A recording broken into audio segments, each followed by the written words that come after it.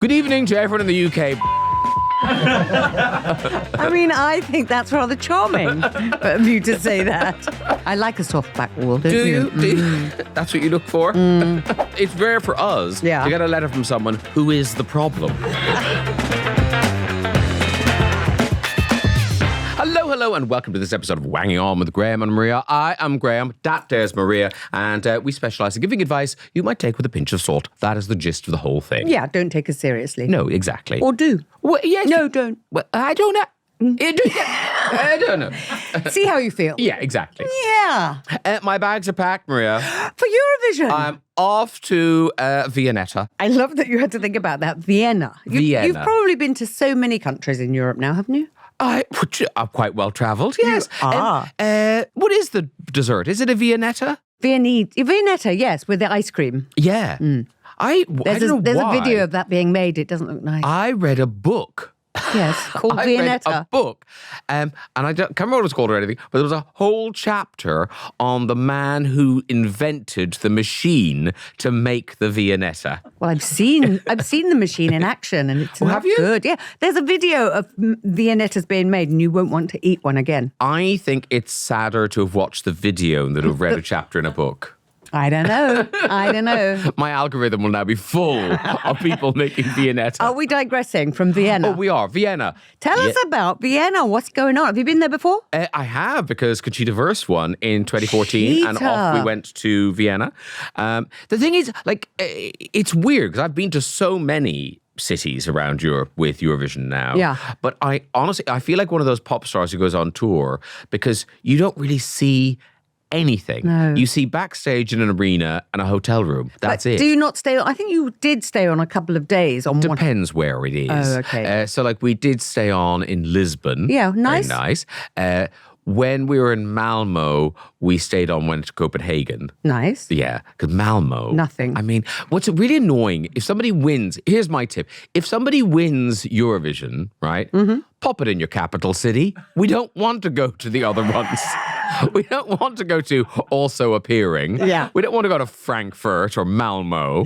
Cut to this time next year. But I'm guessing when you went to Moscow and, shall we say, Baku, you didn't stay on?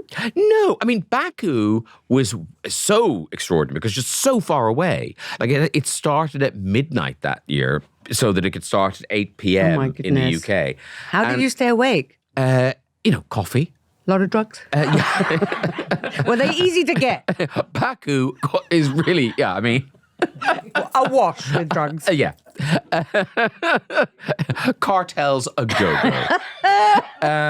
Always good to keep in with the cartels the minute you land. No, because apparently they'd cleared housing. People had lived where the stadium was built, and they just got rid of. They said, "You don't live there anymore because it's quite photogenic. So we're putting the stadium up." And then we don't hear about this. You see, no. And then Baku, there's loads of money. Obviously, it's Azerbaijan. They've got oil. Yeah. So lots and lots of money. So you drive down the big strip by the river, and it's by the sea, and it's palm trees. It looks fabulous, and it's Gucci, Dolce & Gabbana, Prada, all the amazing shops. If you go one street back, there are just chickens pecking at the ground. I mean, it's just, it really is. Prada chickens, it's I hope. yin and yang. It really is yin and yang. These designers go to great lengths, though, to sort of do the yin and yang. These feathers will be in a ski coat soon. It was very odd. So you can get some eggs and a lovely Prada jacket at the same time. Yes, a Gucci basket to put them in. That'd be nice. And is there somewhere where you really loathed being? No, like I say, because they all kind of blur into one in the end. How many years have you been doing it now? I think I've been doing it quite a long time. I did Moscow, whenever it was in Moscow last, was that 2012, 2010, 2009? I don't know. I've been doing it a long time. Yeah. Someone's got to tell us now. They're Googling it. Yeah, good. It is sad that I don't know the answer to that question. Well, you're a very busy man. 2009. Oh, I did know. So 2009 I started. But the nice thing is that you were quite lonely when you first started, when you went there. But now you've got a husband you can take with you. Yes. Does he enjoy it? He does like Does he come Eurovision. into the commentary box with you? No. Not allowed. No. Your accreditation doesn't get you that far. And do you sometimes sit in the commentary box and think, oh, I'm now just going to say bum fuck bugger on the BBC just because I can and no one's here to tell me off. That's why you don't have that job, Maria. That's why they've never given me accreditation. Because that thought would cross your mind about 30 seconds in. Good evening to everyone in the UK, bum fuck bugger. I mean, I think that's rather charming of you to say that.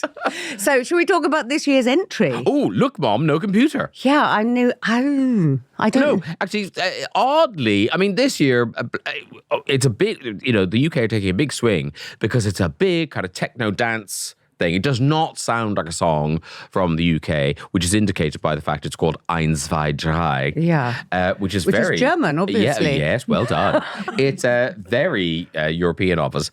But it is a big banger. I can imagine the whole arena. We've tried everything else, exactly. haven't we? So I think a big banger, it will get the arena going. And also, it's an odd year. There's no real theme for these songs. Normally there's lots of dance music or there's lots of ballads. Yeah. Or there's something is dominant in terms Have you heard all of them? Most of them, yeah. Anything standing out, or are you not allowed to say? Well, you're allowed to say. Yeah, Australia. Which, of course, is in Europe. Yes, don't pick at that thread. Why? Delta Goodrem. They're sending, I know, someone you've heard of. Was she in Neighbours? Probably. Yeah. Or Home and Away. Yeah, I think it's one of like those. Jury's Service. All of them have been in one of them. So you like Australia? You get a letter through the post. Have to do Home and Away next summer. Jury service. That's hilarious. Oh, no. I was doing so well in my job and I've got to quit and do How Home can I and get Away. out of it? Do I have to take my shirt off? Oh, no. So you've heard a lot of them. Yes, and Australia, she can sing like nobody's business, and it's a proper, it's one of those Eurovision songs where, there isn't an octave left Unexplored. unturned, and it builds and builds and builds.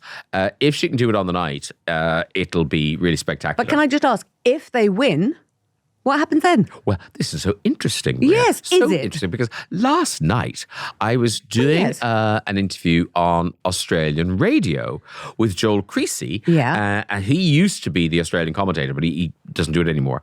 But he was saying that apparently every year Australia make a deal with someone. So in case they win, what country will host for them? They do a deal. And who will it be? Do you know? He didn't know. Oh, he didn't know. Yeah. He feels maybe they do deals with multiple countries, but don't tell anyone. I feel we should be told all of this. Well, I'll be investigating this the minute I get to Vienna. I'll have a magnifying glass out and a deer stalker. I think my favourite listening and watching, I've been to lots of different parties, was once, it was when Conchita won. Oh, I love Which was that. Vienna last time in 2014. Because she won somewhere else. Because she was Austrian. Oh, yes. It was because she won we went to That's Vienna. right. So it was the year before then. Yeah. I watched it with Nigella Lawson, just the two of us, and everybody, the minute Conchita, we cried because that was, I think, the last really emotive, it was like a James Bond theme, wasn't it? Yeah. Rise Like a Phoenix. It was like a song Shirley Bassey rejected. Yeah, it really was. And then everybody was doing the memes of them with a beard like Conchita, and I made Nigella do one. I think she might have had a drink, so she agreed. Yeah, here's one I made earlier.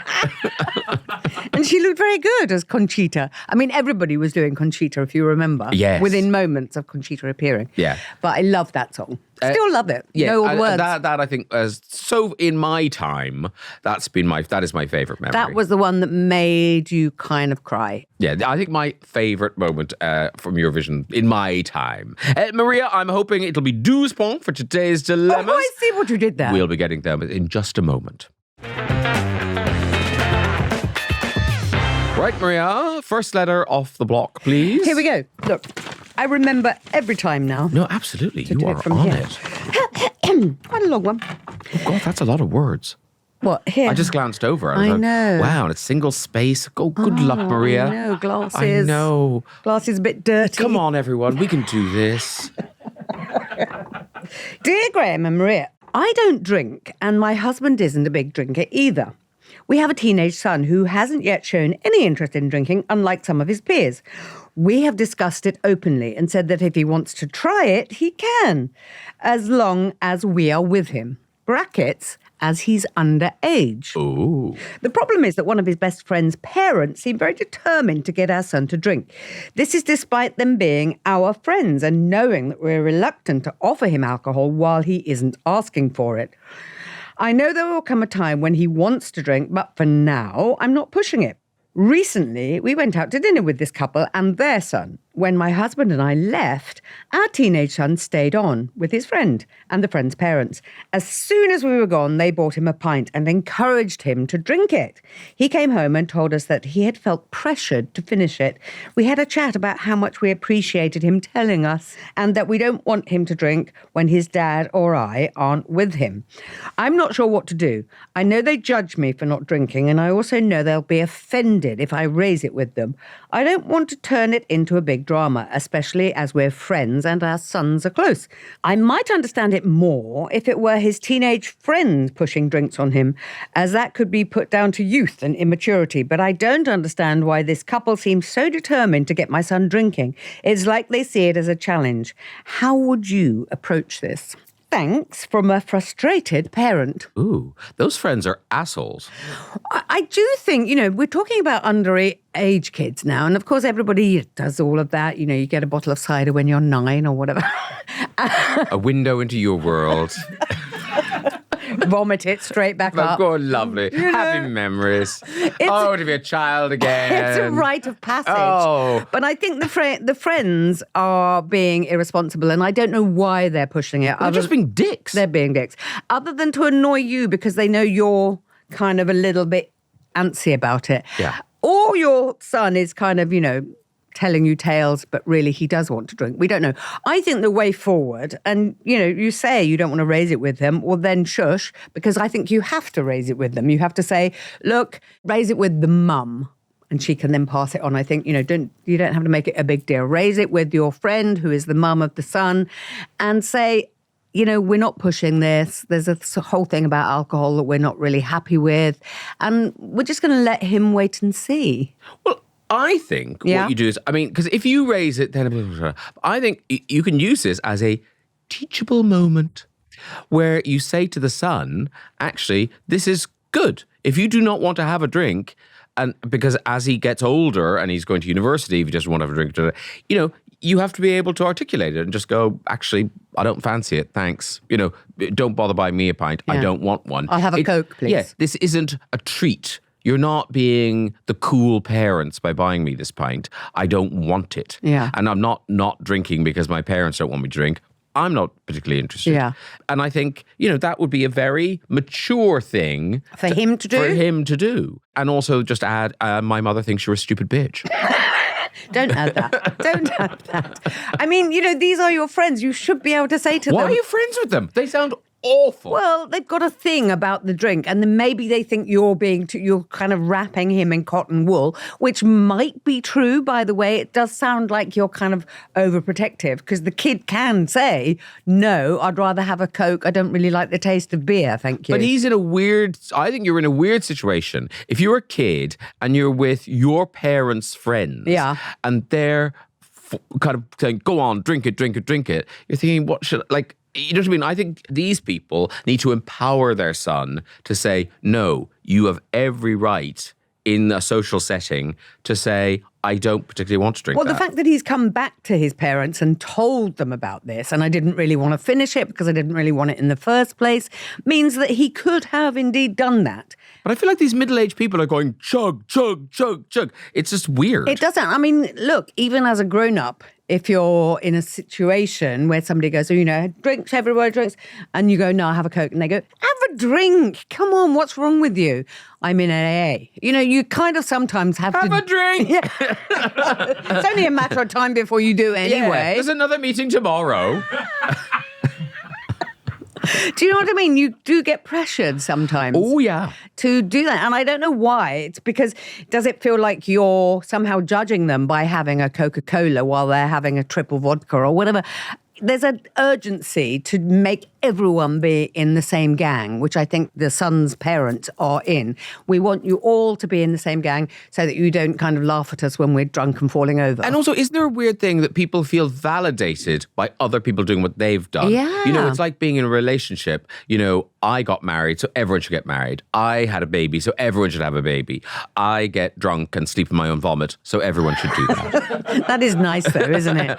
It's cozy. Waking up in cold vomit. And it's really easy to style your hair.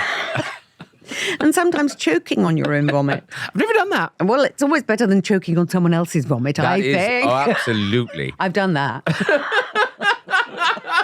I've seen the video. Kissing someone. Oh. No. I think you look, between you and your son, you seem to be on the same page. So it's up to him, but he's a kid and he's obviously bowing to peer pressure. I think own it, frustrated parent. Own it and talk to and if they say, well, we're not coming out with you again, so be it. As Graham says, they're not very nice. I don't know why you're friends with these people. They sound absolutely idiotic. Have the Wangers been in touch about this problem? I don't know, Graham. I'm going to hazard a guess at yes. Come on, Wangers. Okay. Carol is in Minneapolis. And Fully for her. And she says, this is strange behaviour for adults, pushing alcohol on someone underage. I suspect this couple have their own problems with alcohol and want to normalise it by pushing the behaviour on others, perhaps subconsciously. Not really subconsciously, is it? Kudos to your son for being honest with you. That shows you have a good relationship. Ask your son what would make him most comfortable, choosing to avoid being alone with the other parent without you present, speaking up for himself when they offer him alcohol, or you talking to the parents about it directly. Carol in Minneapolis, good. It is good. Yeah. I wonder, though, you hinted at it earlier. Oh, yeah. I wonder if the son is being entirely honest. Well, there is that. I mean, young boys lie. Is he just necking pints the minute they're not there and then going home and go, it's awful. They really They made me drink my eighth pint. Oh, it was awful. It was really terrible. I wonder if he's stirring the pot a little. I love your impression of this boy. It was awful. It was really terrible. Yeah. Oh my God, it was a whole pint, the whole thing. With a straw. I had to do the whole thing with a straw. And then I had to drink the worm in the tequila. Rachel says, I brought my kids up in a household where we rarely drink, but with two grandfathers who are alcoholics. You don't talk to the parents, you arm your son, because he's going to meet people like this his entire life. Help him prepare his responses beforehand. Say, oh, you know what I really want is a Coke. And don't explain. If they keep insisting, he can ask, are you okay? Do you need me to drink? That always shuts people up. Always bear in mind that your son may secretly like drinking, but feels guilty about it and doesn't want to upset you. Rachel has read between every line in this letter. She has been listening to you. Yeah, well, hence I agree with her. Guess what? Someone called Andrew lives in Amsterdam and they've got a voice. Oh, my God. These guys sound like great parents.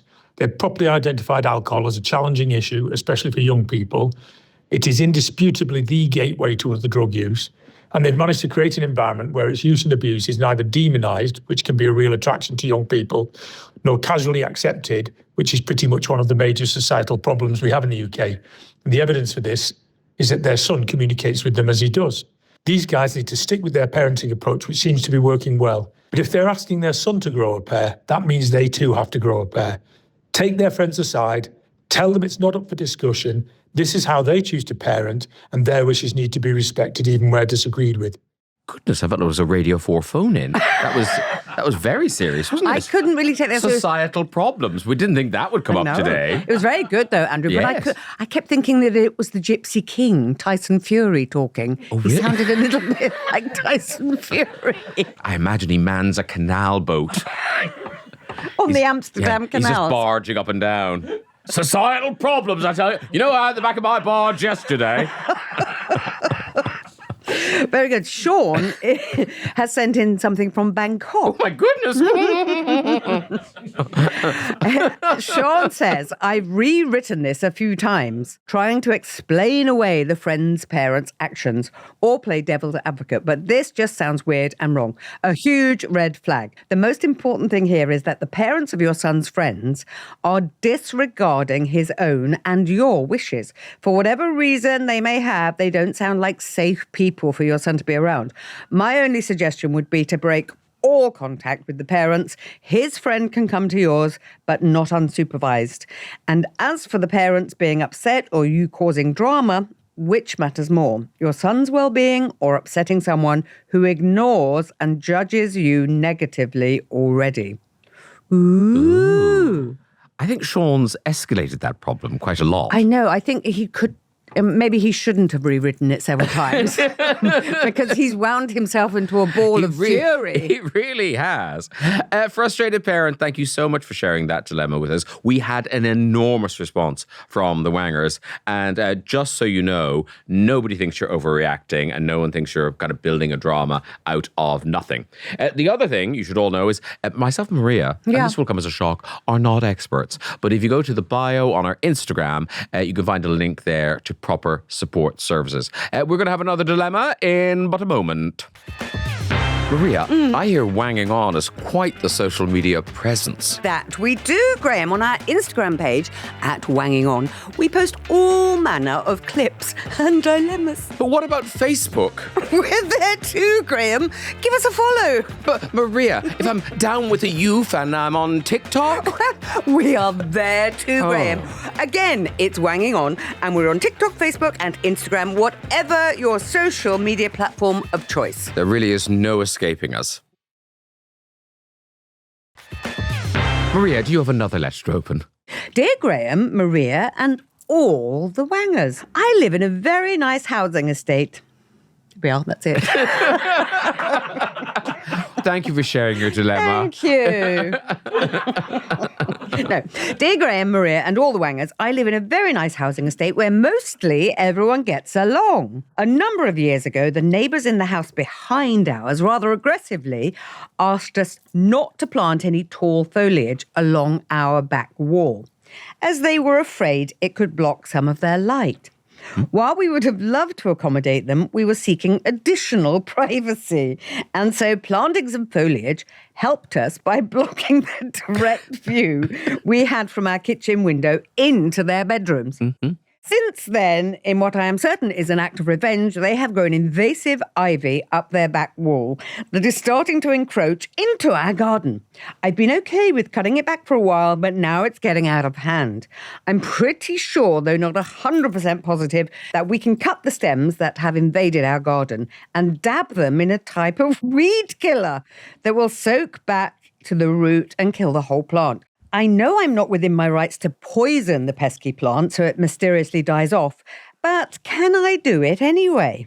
From Anonymous. My goodness, people are dying in the world, Graham. I just feel like there is another podcast somewhere where the people on the other side of this back wall have written in to talk about Anonymous. Like, this is rare, I think. But Anonymous is the problem. Do you think it's rare? Do you think it's rare? No, I think the problem, it's rare for us to get a letter from someone who is the problem. Hey, it's me. Yeah. I'm the problem. It's me. Now we have to pay Taylor Swift. Yeah. Oh, no, sorry. They were perfectly reasonable. You know, she says, or I don't know why I said she, might be a man, rather aggressively asked us not to plant anything. Don't you dare plant anything. Yeah. Block our light. Right. We don't want a dark bedroom. No. Well, anyway, now they have dark bedrooms. Yeah. Because they did plant something. Well, also, you can plant something up to your fence height. I mean, if it's like one of those Leylandis that then goes, up to 19 feet, then obviously. But you can plant something on your fence height. Yeah, but that won't help with their privacy. Like they've obviously, what they've planted has obviously gone beyond the fence. Right. Now. Well, you're assuming. The ivy. Yeah. Anonymous just cut it more regularly. Just cut it. No, you only have to cut ivy twice a year. I have ivy in my neighbour's garden, and when it comes into my garden, I snip it off. Yeah, and there you go. And then I've killed them. Yeah. And also And then I did it twice, and I was really annoyed. I thought, I've got these shears now. I'll just go round. He needed a haircut. But also you can't, I don't think, ivy is quite good at staying alive, and you can't just poison it like that. But even if you can... No, don't poison it. Don't. No, it's illegal. You can't poison people's things. No, and I really feel like, you made the first move here. By planting something on your back wall. Well, by planting these tall plants for privacy, making their bedrooms very dark, they did some ivy. That's all they did. Yeah, which comes over your fence. And you can cut it. So do so. Yeah. Twice a year, you claim. Yeah. And I would also try and make friends with your neighbours. It's just so tiring. I know, but it's too late now. Oh, well, is it though? Yes, it's too late. This has escalated. I kind of want to know what they've planted on their wall that is... Do you?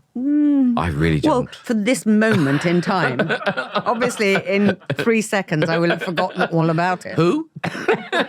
What did you say? You planted what? Back wall? Yeah. What? I do think that your problem is not a problem and you have made it worse. I think you are the problem. I mean, that's harsh, I know. Yeah. But you did I don't know if it's a bad thing. You wanted privacy, you got your privacy. They lost their light. They did some ivy. That is not a really aggressive thing to do. Yeah. They just wanted to soften their back wall. Yeah. And now it's coming over a bit. I like a soft back wall, don't Do you? you? Do you? That's what you look for? I just think, Something you can get your fingers between. And also, she says that, or they say, it's getting out of hand now. Like, how long is it like painting the Forth Bridge or something? Kind of like, by the time I've cut that end of the ivy, I've got to start again. I'm out there all the time. It's like playing a video game, invasive ivy. You just cut it twice a year. I think that's a year. All you need. I like that we keep saying twice a year, like we know what we're talking about. Yeah. But you sound like you do know. I do know because I've got some, and I cut it in the summer, and then I'll have a little look, and then I'll cut it in the winter. Yeah. And depending on what I've got on, Graham. And the worst thing that could happen is because, certain sort of ivies can get into the... nookie crannies. And they can destroy the wall. Bad for your wall. Yeah. And then the ball falls down and then you're going to fight about that. Yeah. There you go. I think maybe step back, Anonymous, and just think to yourself, do I really want to take this on? Or are there other hills that I wish to die on? And also, whatever, to go to the actual question they asked... No, you can't. You should poison. not poison the ivy. You shouldn't. That shouldn't even have crossed your mind. Poison the neighbours, maybe. I'm joking. The thing is, it is a very nice housing estate. I think I should have just left it at that, really, shouldn't I? That's when I lost interest. Certainly. Have the Wangers bothered to get in touch? I'm really not confident they will have. You better bet that they have. Oh, great. Here we go. Been there, done that in Kildare. Oh, great. Ireland says... home of the ivy. This is juicy. They hate you now, ! Ivy doesn't grow that fast. You would only have to cut it back at the top of the fence twice a year. Thank you, been there, done If that. I hear that once... They don't need to be consulted. There may be more than a few battles ahead with these neighbours. Don't spend the energy now. I am wondering, is there more to the story, though? Maybe a disliking from a different issue. You see, been there, done that, probably got to the nub of this. I think so. If not the root of the ivy. Well, there is certainly tension between these people. Instant tension. Lisa, now she's in America and she's interested in this problem. Wow. I hate to say it, but I think you first block their light and now want to kill their ivy plant. I think you need to be a good neighbor and buy them a rose bush and say that you're sorry you blocked their light. And certainly don't kill their ivy plant. I like Lisa. Yeah, She's I bringing do a too. rose bush round. Yeah. They will spit in your face, but there you go. Yeah, but I think, we must start to try and, entente, cordial. Build bridges. Build bridges. They block light too. Dylan in Rains Park says, if you want to maintain the moral high ground, then you must not escalate the situation by poisoning the plant. It's that simple. Send the neighbours a message telling them that you're going to prune anything that's on your side, as is your right, and that you'll return the trimmings to them. Ugh. Really? Take that as a mild passive-aggressive win. No, don't return trimmings. Also, remind them that ivy can damage walls, and if it does does any damage, they will be liable for it. If that doesn't work, build a garden shed that is just under the planning limit. I mean, people, what's going on here? Your solution to the problem is to build a shed. Is to create another problem. I don't understand. Why did this person write in? Rachel in Ride says, why do these neighbours' problems always escalate? Communication skills are so very important and neither neighbour appears to have them. The initial request was aggressive, apparently, but the neighbour with this query doesn't appear to have explained about their need for privacy and wish to block out direct views into the other's home. As for killing off the ivy, it is against the law to kill off plants on neighbouring properties. Plus, ivy would need to be cut down to the stump before weed killer was applied for it to work. All you can do is keep cutting it back from where it impinges onto your property. These are your neighbours, not your enemies. I can't imagine this is an act of revenge. Maybe get out more and focus more on important things of life. Thank you, Rachel in Ride. Rachel, finally, some sense. Finally. Somebody without the aggressive gene. Yeah. Oh, my goodness. And for the avoidance of doubt, Rachel is absolutely right. We bothered to look into this. It is against the law to poison other people's plants. So do not do it. Oh, thank you very much. If you do have a dilemma, what you could do, though, is you could email us, wangingon@listen.co.uk. That is also where you send your Am I Weirds? Cue music. Am I weird? It's really built, hasn't it? I had hoped that it might, but I don't feel it from that performance, frankly. Today's Am I Weird comes to us all the way from New Zealand, and it's from Kerence, with a K. Okay. Hi, Graham and Maria. My neighbours, not neighbours again. My neighbours think I'm weird because I have a life-size cardboard cutout of a creepy man in the window. I stole him in a Secret Santa battle, and as I live alone, I think he makes a fabulous security guard. Am I weird? Oh, my goodness. Now, apparently, are we saying Kerence or Kerence? What do you think? Kerence. I think Kerence. It's a lady, I think. Yeah. What did I say? I can't remember. You weren't listening. That was hours ago. Yeah. We've got a visual. We can see a picture, apparently. Oh, can we? I'm not looking. What can you see, Maria? It is quite a creepy man. Should I show Let's it have a to look. you? Let's have a look. That is.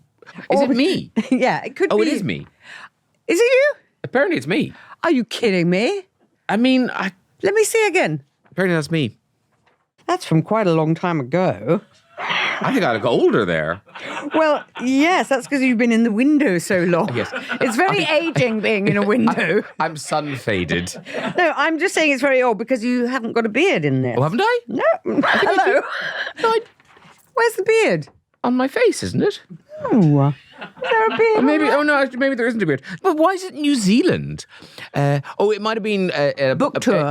It was probably in a bookshop. Okay. Where... Why would they be in a Secret Santa? Well, because you can only, you don't want to spend any money, so you just steal something and give something. There you go. Everything under a $5. Okay, now I think you're weird because that's not going to keep any burglars out. The burglars will just go, oh, there's some giant homosexual in there, let's break in. Let me have a look again. I don't know. I think if you live alone, it's a bit like people who drive alone and they put a blow-up doll in the passenger seat. It is very like that. It's exactly like that. I must say, I didn't I'm think... worried about her windows, actually. I didn't think she was weird till I saw the picture, but having a giant cutout of me in your window does seem weird because, one, it's immediately obvious that, if somebody recognizes me, they know I don't live there. And two, it won't scare anyone away. I don't think you're weird. I think it's kind of, funny that you sent it to us and it's Graham. Although I don't find myself laughing, which is odd. I think that's a bit weird. Are we saying is it weird or not weird? You think it's weird. I think it's weird. not weird. I think it's weird. I think it's weird and pointless. That's what I think it is. Okay. But you do have a house in New Zealand. I'm spreading this rumour now, you see. Oh, yes, and I do live in it. Yeah. Yeah, and when I get there, I shave my beard off. And put most a of the suit time on. you spend in the window like that. Yeah, I just wear a suit looking out. Well, that creepy cutout brings us to the end of another edition of Wanging On. Wanging On with Graham and Maria is a platform media production. Thanks for listening or indeed watching. We'll be back next week. Till then, goodbye.